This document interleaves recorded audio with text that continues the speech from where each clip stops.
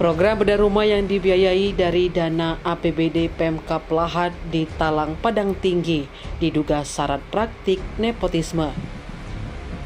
Kepala Desa Talang Padang Tinggi Kurniawan disebut memberikan bantuan kepada keluarganya serta perangkat desa di Dusun 2 dan Dusun 3, meskipun mereka diduga tidak memenuhi syarat sebagai penerima manfaat.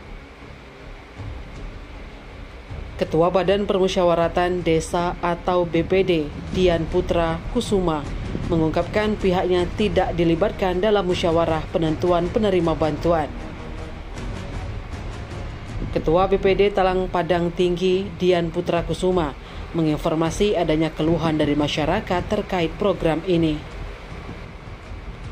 Selaku Kepala BPD Desa Talang Padang Tinggi, memang telah mendapat laporan dan keluhan dari beberapa masyarakat desa tentang adanya nuansa nepotisme di sebagian penerima program bedah rumah tersebut.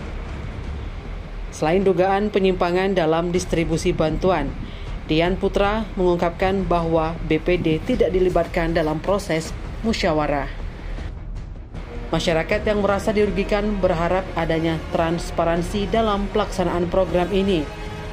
Dugaan penyimpangan dalam penggunaan dana APBD Pemkab Lahat ini pun semakin menimbulkan tanda tanya besar di kalangan warga.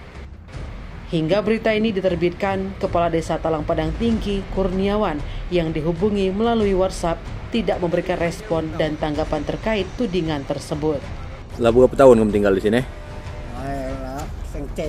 Karena nunggu rumah ini berapa tahun? Kalau ada 4 tahun. 4 tahunan ya? 3 tahun?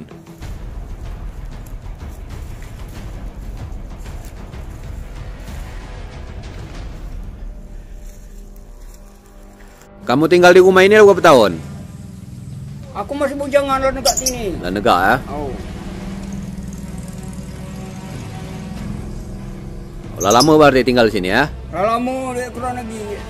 Kalau malah nak dan kilok lah tikin angin cucung. Oh.